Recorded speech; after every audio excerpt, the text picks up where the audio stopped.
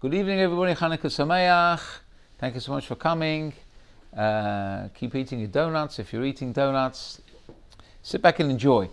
I'm going to tell you a couple of stories that I heard from my friend when unfortunately I was at a Levi this week on the just before first night of Hanukkah.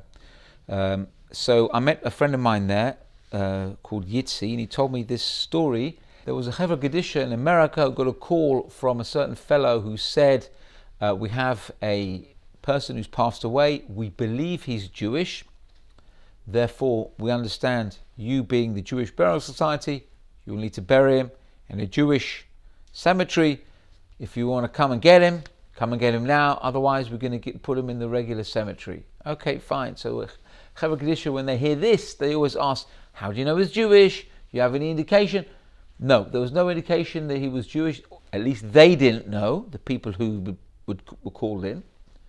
Fine, so the Chevra Gedisha took a chance. They took him, they found the body, and there was no, there was no dependents. There was no family member they could call, and they decided to take him to a burial plot of their own choice, of the Chevra Gedisha's own choice, and they buried him quickly in a spare plot in the Jewish cemetery. It was just like a random place.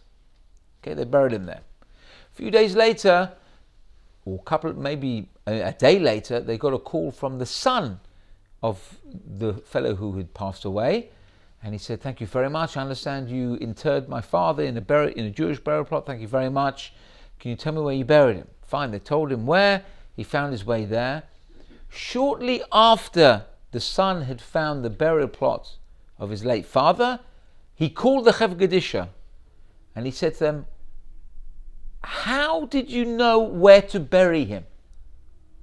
So they said, "We just found a spare burial plot. There was a spare plot there. We didn't know he was had to be somewhere. Is everything okay? Something wrong?" There was stunned silence from the other end of the phone. The fellow said, "You don't understand what you have done." Remember, this is the son of the fellow who passed away. "You don't understand what you've done," he's telling the Chevra Gedisha. "So you buried my father next to my mother." He said, "What? How did you know?" He said, "We didn't know. We just..." So of course, you sometimes hear these stories where people end up getting buried exactly where they're supposed to get buried. Someone gets buried to a tzaddik, and you hear these stories sometimes. And you know what happens next? What happens next is the Chevra Gedisha always ask, "Can you tell me a little bit about your father? Can you tell me about the fellow who passed away? Did he have any merit?" So of course the son says, "No, I don't think so." No. They dug deeper and they found out that this man, after the war, he flew to Europe and he helped in the effort of interring Jewish bodies in Jewish cemeteries, and he was identifying exactly who were the Jewish bodies. He was making sure they get a decent Jewish burial. Okay? So don't think, if you do a mitzvah in your life, don't think, it doesn't matter. So what? So what I keep kosher? So what I go and do a chesed shel emet? So what? You'll see, so what? Here we actually was zocher, where you merited to see what had happened to this fellow after he'd passed away. And these are not stories that are made up. This is heard. My friend heard it from the Chevra Gedisha themselves. And there are more stories like this. In fact, I invite anybody who's watching or listening to this shir, if you have any stories that you can validate, that you have from the Chevra Gedisha or anything akin to this type of story, send them to me. I may have to write back to you to get a few more details, get validation. Send them to me at my email address, Rabbi Kelati, that's Kelaty, @gmail.com. Rabbi Kelati @gmail.com. And if we get some decent stories and we get some validation and we can ascertain the truth, then I'd like to give them over, bli neder. Okay. Second story. There was a fellow who, when he passed away, they found written in his will, there was a condition saying that I insist I get buried in my talit, in my talis. So it's not a normal condition. Not I mean, it's quite rare that somebody gets buried in their talis. Normally they get buried in what's called tachrichim, which are burial shrouds. You don't get, he's specified he wants to be buried in his talis. My talis I used to wear during my lifetime. How could it be? So when they asked a Shiloh, whatever, okay, so I think that the psak came through that it is permitted to bury him in his talis, but the Chaver Kedusha were wondering, how come he wants to get buried? What's the story? Why was he so insistent? And again, they dug deeper and they found out that this fellow, in his lifetime, he was extremely careful about not talking in shul. Very, very, as you should be, as every Jewish person who prays in a synagogue should be. It's not a talking ground. It's not a place where you chatter and natter about this and that. It's a place you go to pray, not to open your mouth for any divrei chol, for anything profane or ordinary. It's for prayer. So he was very punctilious about this particular mitzvah. And his idea was that after 120 years, when he passes away, he wanted to wear his talis as Eidus. Eidus means testimony. This talis is going to testify for him. What was it going to testify for him? Listen to the genius of this man. In fact, we talked about this previously. When a person passes away and he goes up to the Beit Din Shel Mala, the heavenly court, of course they're going to bring witnesses, we saw this or whatever, and to say that on this date, at this time, he did this Aveira, etc., etc., etc. But who will be the greatest testimony to convict the person is none other than the person themselves. So they'll present the evidence, and the person who's in the dock, who's being judged, he cannot deny it. They'll say, you did this, didn't you? Yes, I did. You'll have to admit, you'll have to talk, you'll have to say something. So this fellow, very cleverly said, I'm going to take my talis. I'm going to show that you can't force me to talk, to make evidence against myself, because I never talked in shul. If I never talked in shul, you can't force me to talk now. And the opposite is true. If they have to force somebody to talk and say, did you do this Aveira? They look at him, and if he doesn't want to talk, they say, you talked in shul. You talked in shul, you've got to talk now. You hear that? How important it is not to talk in shul? We've said previously a few stories how dangerous it is. You're playing with fire. If you think you have a little chat about football or business matters and whatever it is, whatever nonsense you want to talk about in shul that's nothing to do with davening. First of all, how can you daven properly if you're talking about other stuff? I know myself, being a Sephardi, when I go into shul, especially if I daven in Ashkenazi shul, there's no time to talk. Even if I wanted to talk, I can't. I have to cram so much in. I think I can stop down and have a chat about this and that. No. If I'm not davening actively, I'm listening to the Kriyat Torah. Or there's simply no time to talk. So if you, for some reason, you stop your davening or whatever and you want to talk, you see how damaging it is. It's not just damaging here. The thing is, you talk and it's finished. It's not finished. It's not finished at all. It can come back to haunt you. And this fellow proved, because he never talked in shul, he proved how powerful an asset that is to a person when it comes to the Day of Judgment. And on that cheery note, let's have a little something about this week's parasha.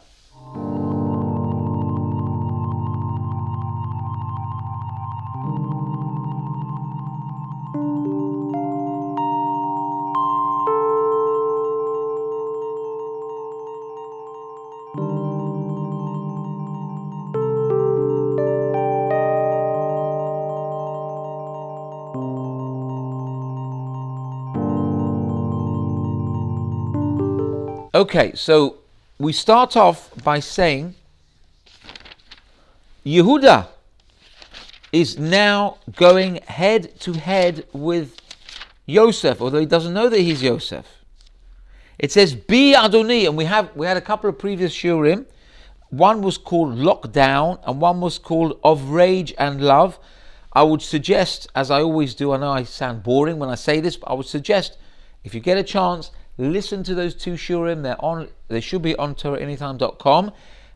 There's a lot more about the ins and outs of the parasha, and I'm just going to give a few points here. I want to say something about Hanukkah. So Yosef and Yehuda are locked in this head-to-head battle, and Yehuda is throwing everything he can against Yosef. Yosef is premeditating all of this. Yosef is forcing this reaction from his brother Yehuda. He's not torturing him. Don't make the mistake to think that Yosef, now that he's in power, he's going to make sure his brothers suffer and pay for what they did to him. Couldn't have been further from Yosef's mind. He was eliciting the correct response. He was eliciting a tikkun, a correction. He was watching all those wrong things that the brothers did. He was watching them being corrected, one after the other after the other. And when they were finished, he was ready to reveal himself. Not a moment before, and not a moment later. Right at that time. And his emotions were welling up within him. He started crying. And eventually, what does he do? He says, Ani Yosef. Boom! Gobsmacked. Nobody could talk. People, they were literally frozen. They were domem, like as if they were Aaron. When his two sons died, he was a domem. He was frozen. That's what they were. They were frozen. They couldn't say anything, couldn't open their mouths. We're totally bewildered by the revelation that had come. So Yosef says something very interesting. He says, Ani Yosef. And then he says, is my father still alive? Now, in previous shurim, we've talked and we've given answers why he said that. I want to give a slightly different answer. In fact, if you think about it, unless you knew Yosef better, you would say that Yosef would have said, I'm Joseph. And now let me tell you what trouble you've caused me. You sold me. I get schlepped down to Egypt. I'm away from my family. I get bought by a guy called Potiphar. You know who Potiphar was? He bought me for his pleasure. He bought me for his plaything. And I'm not talking about tiddlywinks. He bought me to use me and abuse me. Hashem made a miracle and he wasn't able to abuse me. And then I thought, okay, I've got him out of the way. Then his wife starts with me. Every day she's trying everything she can. Okay, fine. That was over. Then I get thrown into a pit because she testifies against me. Yeah, she shows how much she loves me and she wants me. She didn't get away.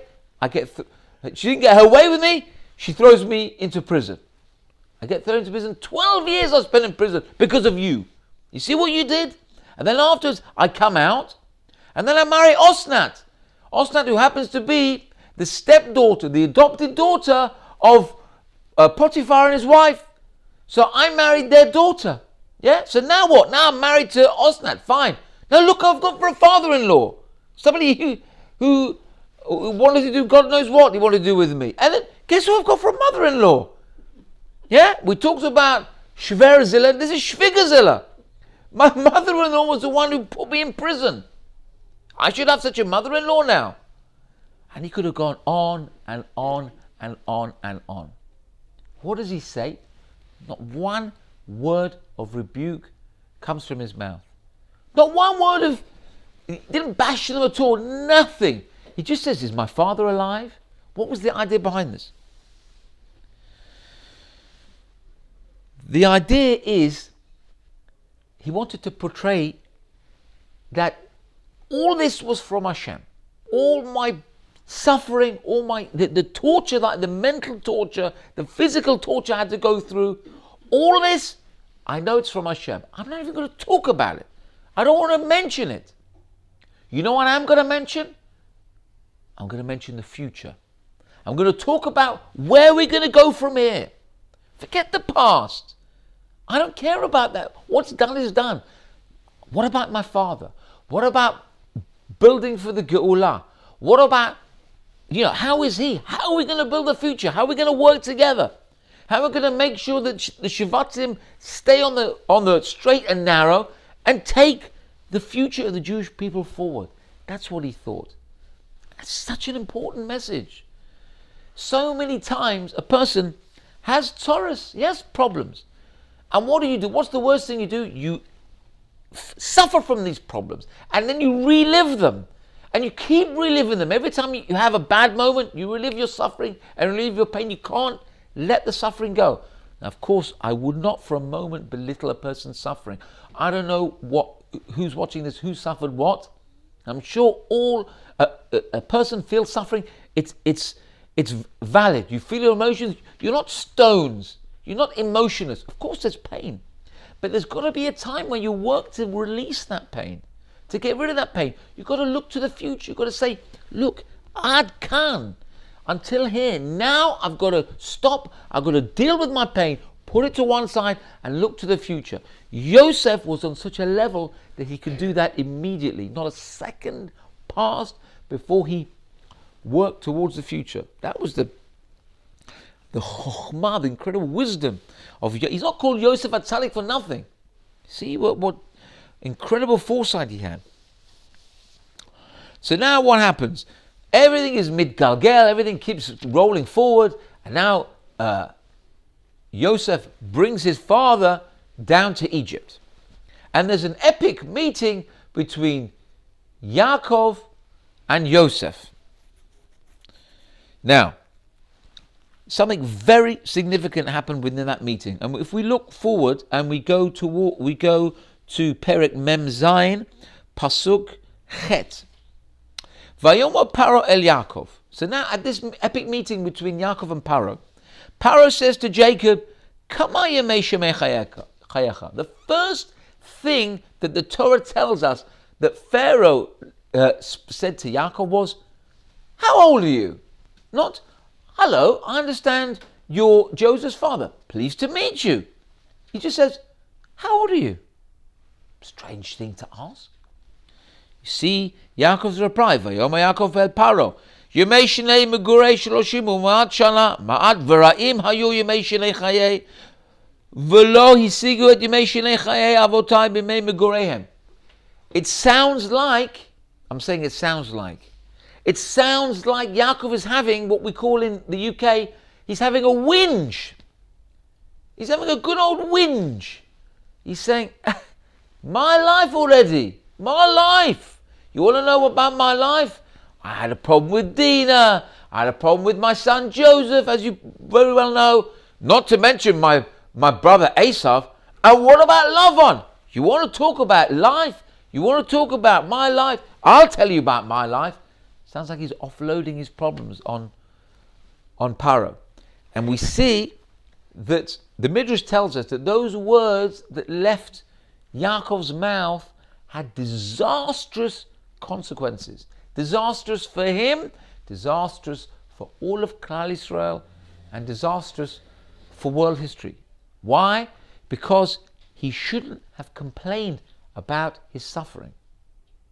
Even his son Joseph, we just mentioned now, he never complained. He never said, look at all this happened to me. I deserve this. I'm a little boy. I was 17 and you threw in. Nothing. So Yaakov comes, and the first thing he does, he's mentioning his suffering and his pain. So Hashem, it says, Hashem took off 33 years off Yaakov's life for every word that he was mentioning about his suffering. Because all the Avot should have lived till 180. Avraham Avinu died 175. They say 5 years were taken off his life, so he couldn't see Esav turn into the bad boy. Yitzchak indeed lived to 180. Yaakov similarly should also have lived till 180. If you take 180, you take 33 off, you come up with 147. That's how long he lived, 147 years. Can you imagine what we would have been like here today if we had 33 years of Yaakov with his sons building up the Shvatim? 33 years? Even 33 seconds is disastrous. 33 years, you know what that is? Of course, it was all in Hashem's plan. We can't question this plan. It had to be that. He had to die at 147. But just think about how the world would be different. We'd probably have Mashiach now. We probably would have had Mashiach ages ago. Who knows? But that's just theorizing. That's just the idea, just the concept. But I want to discuss a practical point here, because we say Hashem took 33 years off Yaakov's life, but let's count the words in Yaakov's response. Yemei shenei megurei shloshim u'ma'at shana, ma'at v'ra'im hayu yemei shenei chayei v'lo hisigu et yemei shenei chayei avotai b'yemei megureihem. Oh yeah, v'yam Yaakov al para. Also v'yam Yaakov. Right. So in the statement, Jacob said to Pharaoh, until the end of the statement, is 25 words. That was all he said. 25. So how come he had 33 years? You know what we're told? You have to factor in the previous pasuk as well. Vayomer Paro el Yaakov kama yemei shelei chayecha. And Pharaoh said to Jacob, how old are you? That's 8 words. That is also added in the cheshbon. So let's ask this simple question. Why on earth should Jacob be punished for Pharaoh's initial statement? Pharaoh asked a fair question. How old are you? He should have said, I'm whatever it is. He was 100 and something. He was 130, I think he was. He said, I'm 130. And how old are you? Or something polite as a response. What is this? You know, I should get punished for his question? Punish me for what I said, not for what he said. They didn't get punished for what he said. So you know what the answer is?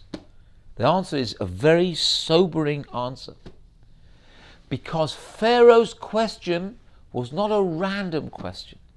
Pharaoh's question was elicited by Yaakov himself.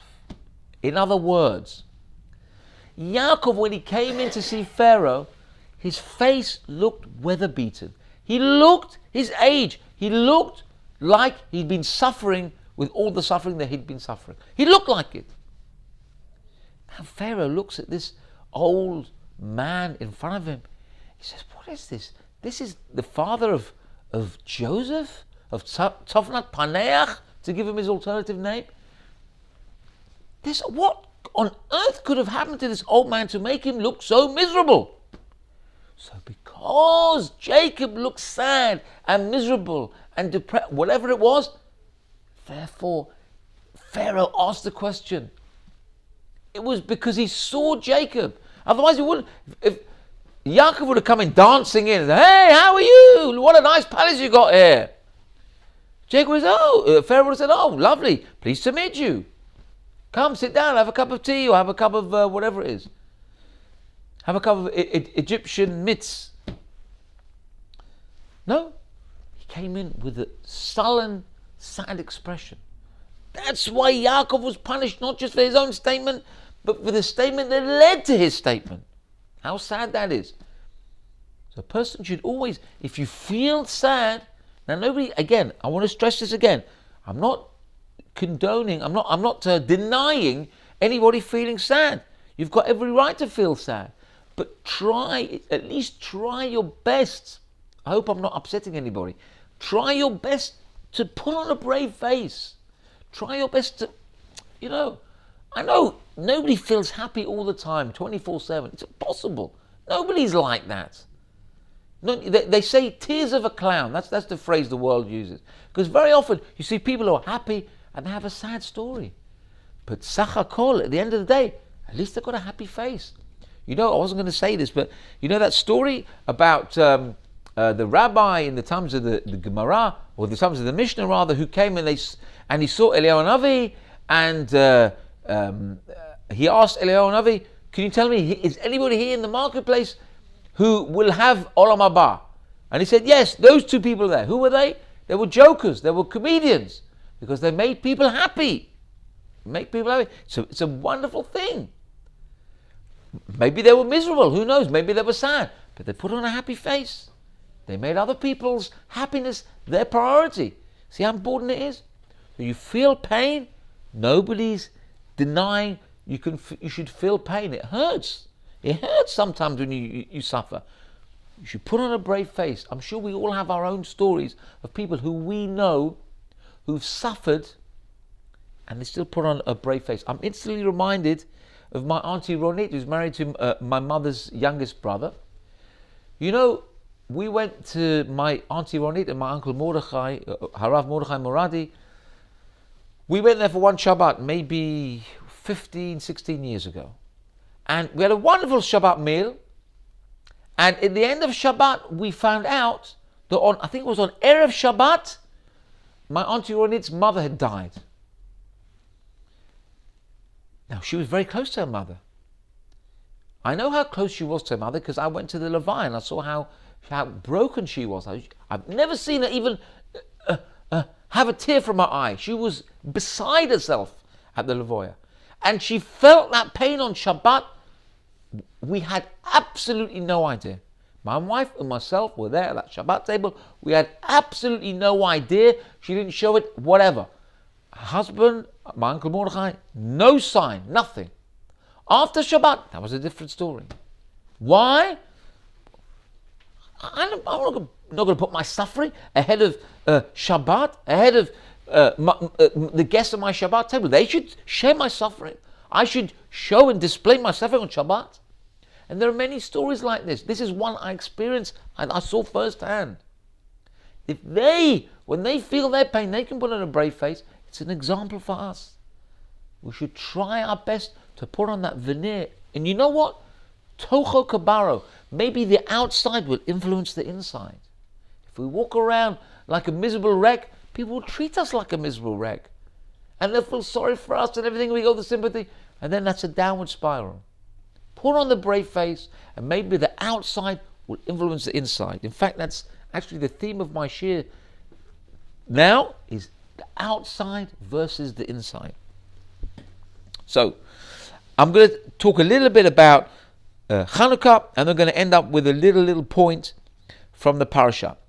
So, yesterday I had the zechut to go and film a shir by Rabbi Yoshua Hartman, who many people in London and beyond London as well would have heard of. Rabbi Hartman.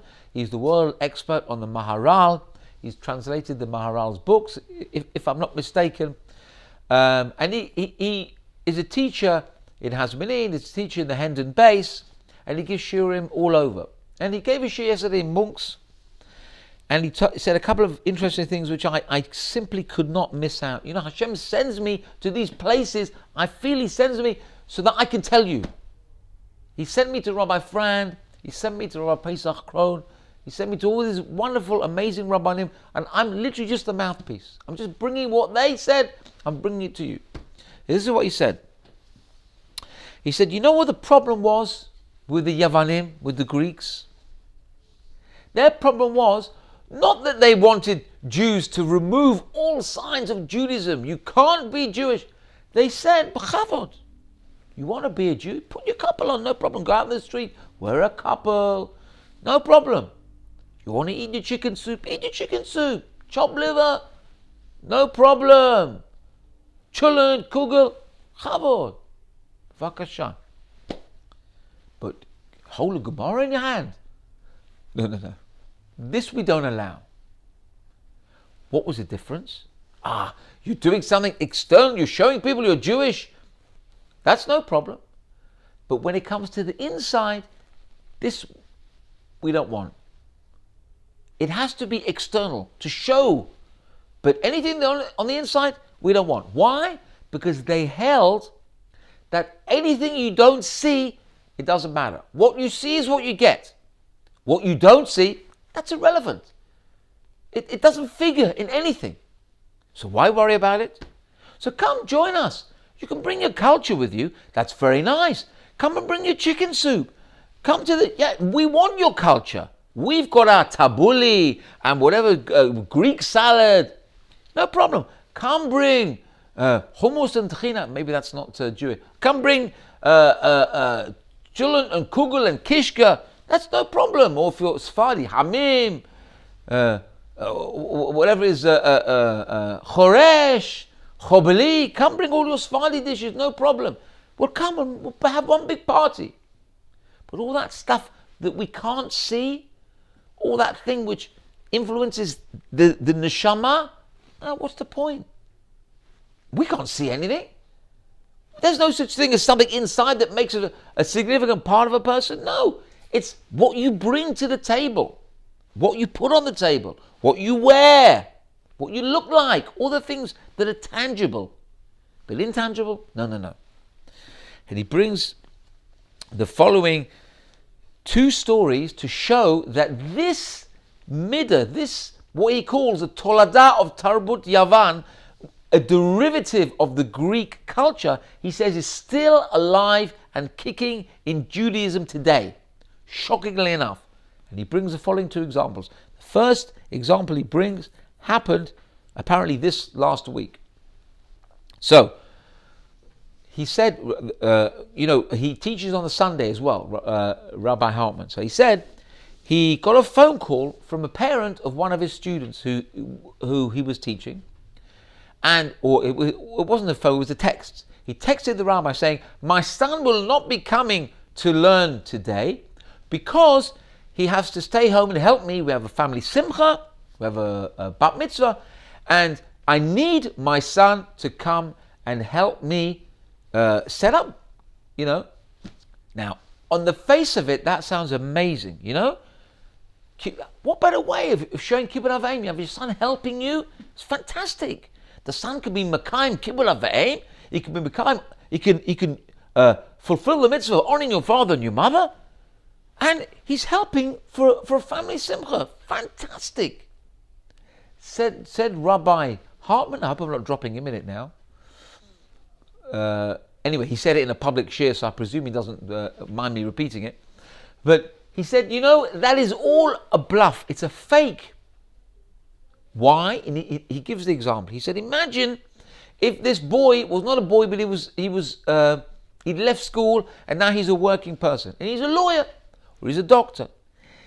Would the father similarly say to the son, I want you to close your lawyer's practice for 4 hours and come and help me and set up for this bat mitzvah. Come bring the chairs and the tables and whatever. Of course he wouldn't do such a thing. Why? This is parnasa. I would never ask my son to close his business. What are you mad? I would never expect my son to do that. What would he do? He would go and hire somebody. Go and get like somebody he will pay somebody £10 an hour. Come, do the job and finish. That's it, end of story. Well, I should stop my son earning 10 times as much and get him to do the thing? No, not even for kibbud av v'aim. He said nobody would ask their son to do that. But it comes to closing a Gemara. No, this doesn't matter. Kibbud av v'aim. Suddenly, the mitzvah of honoring your father and mother kicks in. Now, this is what's important. But kibbud av v'aim for somebody who's working? No. This we don't do. You see the difference? What's the difference? Because learning the Gemara, nobody will notice. That's to do with your neshama. That's enriching your soul. Who's going to miss that? You're learning 7 days a week, so you miss 1 day, so what? Nishkafela. But my son should close his office and come and help his father. He's earning £100 an hour as a lawyer, £200, whatever it is. Whatever his charge out rate is. That's crazy. I'll just get somebody to pay somebody £10 an hour. Forget it. That's the influence of the Greeks. The external matters. The internal, who cares about that? And he brings another story that happened to him. This story happened 20 years ago.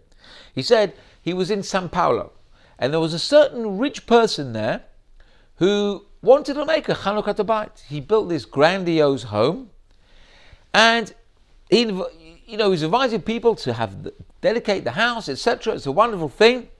So he said to Rabbi Hartman, he said, Rabbi, I need mezuzot and I need them quickly. Do you know any sofrim, any scribes who can make me some mezuzot for my Chanukah Bayit? Rabbi Hartman says, yeah, I know a couple of people. How many do you need? 50. Oy vey. Can you imagine a house with 50 rooms? Fine, 50. I can make some phone calls to the scribes that I know, and then they'll make phone calls to their friends, and we'll see. So the fellow says, thank you very much. I want the best, he said. This rich person said, I want the best mezuzot. And then he said to Rabbi Hartman, do you know how much they're going to cost? Rabbi Hartman said, look, I don't know. I mean, I would hazard a guess. It's not my business. I'm just putting you in contact one with the other. But I would hazard probably maybe about $50 each. So the fellow said, $50? I can't do that. I can get them for $20 here locally. Forget it. I'm going to buy the ones here and finish. So Rabbi Hartman said, fine, no problem. Okay. Shortly afterwards, because Rabbi Hartman let a little bit of time pass, shortly afterwards, Rabbi Hartman came and I presume he must have been in the house and seen how beautiful the house was. So he happened to see that there were beautiful door handles on all the doors in the house. Rabbi Hartman said, wow, those door handles are amazing. Where did you get them from? The fellow said, these were imported from Sweden. Amazing, said Rabbi Hartman. Do you mind me asking, because my wife is an architect, how much do they cost? Well, there's a pair of them. There's for the front and the back. They cost $200 a pair. So Rabbi Hartman says, in case you haven't clicked, by the way, Rabbi Hartman says, that's interesting. For door handles, you'll pay $200. And for a mezuzah, you won't pay $50. You want to go for $20. A $200 door handle you pay. You can go and buy a decent handle, which will work just as well. You pay $10 for it, $10, $20. But for mezuzot, you're looking. And Rabbi Hartman realized why. You know why you pay less for the mezuzah and more for the door handle? Because the door handle you can see. The mezuzah sits inside the box. Nobody sees it. And Mistama, he bought beautiful mezuzah cases. Those were beautiful, lovely, shiny, wonderful. But inside, nobody's going to see them. So it doesn't matter. As long as it's kosher, it doesn't matter. Kosher la mitzvah. I don't need the best, most expensive ones. That's Greek culture seeping into Judaism. Those were two of the examples that Rabbi Hartman gave. Now I'm going to give you another example, which I heard from none other than my wife. And she brought out this was her own svara, this her own thought, and I feel it's very, very true. In case people are watching this for the first time, you may not know who I am. For Parnasa, I'm a wedding photographer, and my wife is also a wedding photographer. We're a husband and wife team. Baruch Hashem, we go to many, many beautiful weddings, and we see my wife works with the women, I work with the men, etc. And it's amazing. We go to beautiful, beautiful simchas, and we meet many, many wonderful people, and hear beautiful divrei Torah. No complaints. Some weddings are more sproncy than others.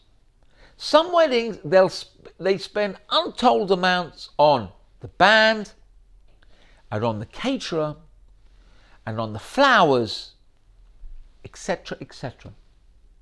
Yeah? Now, I've got my own thought about spending huge amounts on weddings. I don't want to go into it now. There are rabbis like Rabbi Frand, Rabbi Krohn, who speak about this much, much better than I do. I'm not going to take away from them. They'll tell you exactly what it's like to spend too much money on a wedding. Okay? That's why I very, very much am in support of schemes like Simchas Nisuin and other Gemach weddings who put weddings in proportion. They're not too sproncy. They make gedarim, they make limits, and they say this and this, and it costs so much, and you pay a set price, and you pay for everything. These weddings, I guarantee you, there's no less simcha on those weddings than the weddings that cost 10 times as much. The simcha level is the same, if not more. Yeah? The simcha does not suffer. You don't get less simcha because the flowers are a little bit cheaper. I guarantee you. Anyway. So very often we see that people, they like to spend on these things. But also very often we see that people come to us in terms of photography, and when we tell them we have different packages, this type of album, that type of album, very often we'll find people say, I don't need all this, just give me the cheapest. So I used to wonder, well, why do people always go for the cheapest? And I used to think, it's a recession, people don't want to spend much. But my wife, in her intelligent thinking, she said to me, no, that's not why. You know why? Because when you go to a wedding, what do you see? You see the food, you see the flowers, you see the table decorations, you see the backs on all of the chairs, you see all these things. Do you see what the photographer produces? Do you see what the videographer produces? No. At the end of the day, they get an album, they get a disc of pictures. Nobody sees that unless they put it online or they. Basically, it's for the family. But on the day of the wedding, if you're lucky, you'll see a woman on the woman's side, a man on the man's side, and finished. You won't even meet them. You don't know them. Do the people at the wedding know which package the Baal HaSimcha has chosen? No. They don't know if he spent £1,000 or £10,000. That's why. And if you think about it, it's true. That's why people are not often. They want to spend the money on the photography because it's not out there. It doesn't show. It's very true if you think about it. Now, there is a connection between this particular point that I'm bringing out about Hanukkah and this week's parsha. Because what happened when Yosef revealed himself? He said, Ani Yosef. Now the brothers realized that their life, since they sold Joseph, since they had all the trouble, all the hatred, up until now, was a complete lie. Everything that they did, they built their own svara, their own conclusion. Our brother has a death sentence. He needs to be thrown into a pit. He needs to be killed. He needs to be sold. Whatever they paskened, whatever they judged, it was wrong. Not that it was wrong. Of course it had to happen. But they lived a lie. They believed they were right, and in 1 second, they were wrong. What's the message that you should get from this? Be true to yourself.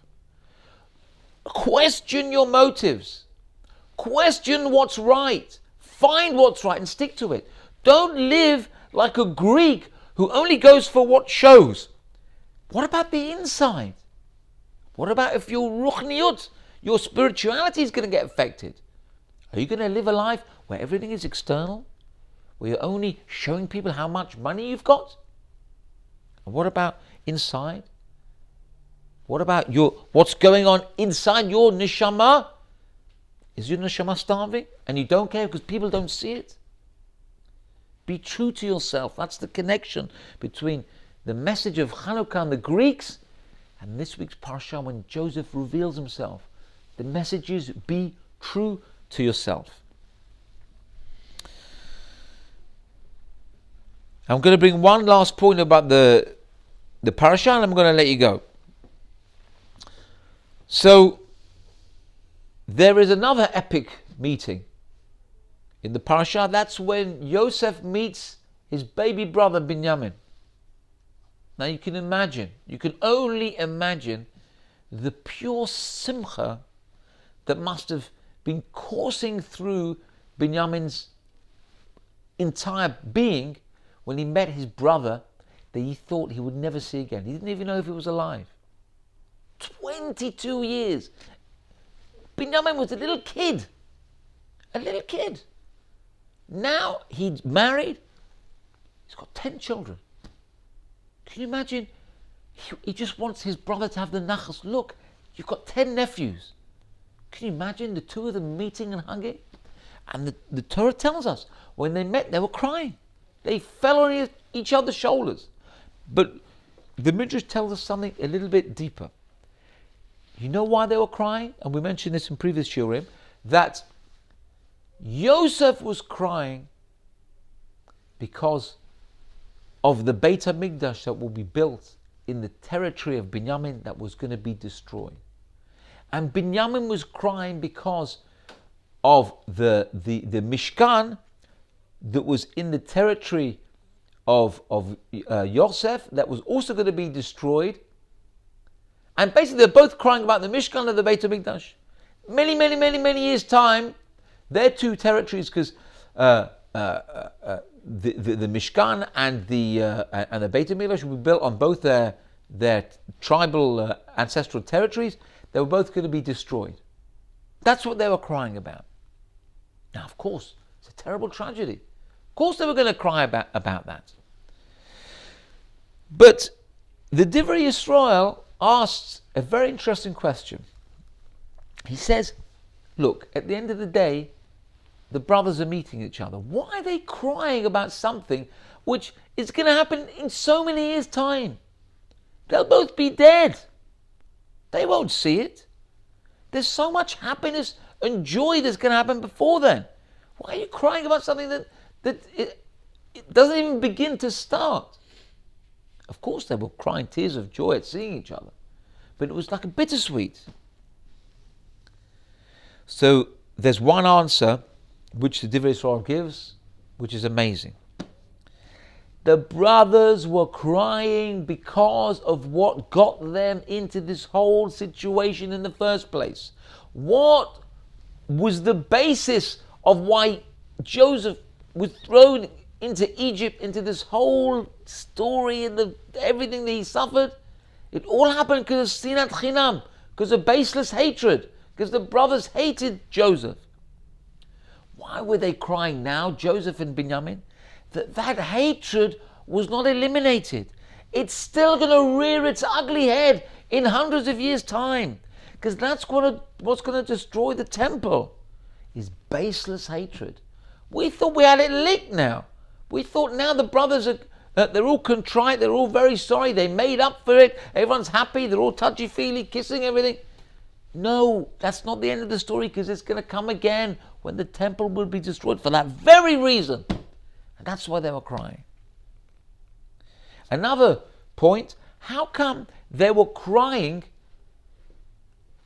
for each other's tragedy? Cry for your own tragedy. Why? Another beautiful answer from the Divrei Yisrael. He says, each one was crying for the other one because he was giving a message. Yosef was saying, you know what? My suffering, I don't care about myself. My pain, my loss, I put aside. I'm crying for you. I can handle my own pain, but I'm crying for you. I feel so sorry for you, my brother Binyamin. And Binyamin, the same thing. Binyamin was crying for his brother Yosef, even though the Mishkan that was destroyed made the way for the Beit HaMikdash to be built in the territory of Binyamin. So Binyamin should have been happy. He says, no, I'm not, my own pain, even my joy, I'm putting that aside, but I'm crying for you, for your suffering. Why should you suffer? Each one was crying for the other one's pain. What a beautiful idea. The idea that we don't put our own pain at the forefront. We put our own pain, however painful it is, we put it to one side and we feel the pain of the other person. Who else was like that? Yosef and, just occurred to me now, Yosef and Binyamin's mother, Rachel Imenu. She put her suffering ahead of everybody else. She put her suffering right to the back of her mind, time and time and time again. She gave the signs to her sister Leah. She knew Yaakov loved her. She knew Yaakov wanted to marry her. No, I will not put my joy in front of my sister. I give everything to my sister. I give her the signs. Even when she accused me of stealing her husband, I didn't open my mouth. Every pain that I felt, I put to the back. I didn't express it. Nothing. I never complained. And of course that was passed on to Rachel's two children, Yosef and Binyamin. What a beautiful idea just came into my mind. Baruch Hashem, Baruch Shekavanti. But there's a deeper point, and this is a point that I heard from my friend Yitzi Moore, which talks about the idea about the two brothers crying and how it was such a bittersweet cry. On one hand, they were happy to see each other. On the other hand, they were crying for each other's pain. And this, he told me when we were going back to the beginning of the year, when I mentioned we were at Lavoya. He told me this because as we were leaving the cemetery, when you wash your hands, there's a pasuk there. It's from Nach. It's from the Navi, from the prophet, and it says, I'll read it for you. This is the pasuk that you're supposed to say when you leave the cemetery. Bila hamavet lanetzach. May Hashem swallow up death. Umacha Hashem Elokim dima me'al kol panim. And may God wipe away tears from every face. V'cherpat amo yasir me'al kol haaretz ki Hashem diber. And remove the scorn of his people from throughout the world, for the mouth of Hashem has spoken. What a beautiful pasuk here. Hashem will wipe away the tears, and everyone, all this misery will end. So my friend Yitzi told me, he says, you know what the Alter from Kelm says? He says the following. He says, it's very strange, when we leave the graveyard, we say this pasuk that says, Hashem should wipe off the tears, may al kol panim, off every face. It should say, we should wipe the tears off our faces. What do you mean every face? Not like everybody suffers. Some people don't suffer this type of tragedy. What do you mean wipe the tear off every face? He says, you know what the Alter of Kelm says? He says, for the answer to this, you have to look at none other than Yosef and Benjamin, when they were crying on each other's shoulders. Of course they were crying for the Beit HaMikdash, but they were also crying because they'd made each other after 22 years. So there was tears of joy. Says the Alter of Kelm, why do we cry when we're happy? I can understand crying when you're sad. You cry, you choke up and everything. But when you're happy, you should be laughing. You should be smiling. I've seen this countless times. I've seen chatanim and kalot, brides and grooms, under the chuppah, crying their eyes out. This is the happiest moment of their life. I'm not talking about when they sing Im Eshkocheich. Then you're supposed to cry. I'm talking about before that. Crying, they're so happy they're crying. And even when they're dancing, they're crying. They're dancing when they get walked in. They're all crying and they're crying. What is this, the happiest day of life? You're crying. The Alter of Kelm says an amazing insight. He says, when a person cries, when he feels joy, it's because the neshama, the soul of a person, knows that the happiness is impermanent. Happiness does not last forever. And that's why the soul in effect cries. Because this joy I'm feeling now, it's got to stop sometime. That's why a person cries when he's happy. How does that affect? So you know what it says? You know what the Alter says? He says, if you look at this pasuk, it says, Hashem in the future will wipe away the tears from every face. Meaning, not just the people who are crying because they had tragedies, lo aleinu, because they lost their loved one or loved ones. How many people we know lost family in the Holocaust? Not just that, but Hashem will additionally wipe away the tears of all the faces. Meaning, even the tears of joy that we cry when we're so happy that we spontaneously burst into tears, those tears that indicate that the happiness is limited, in the future, after Mashiach comes, may it happen speedily in our times, those tears, even those tears, God will wipe away. What will Hashem replace it with? Permanent happiness. True, unadulterated simcha, joy, sason, simcha, any word you want to throw. Not joy which will ultimately finish.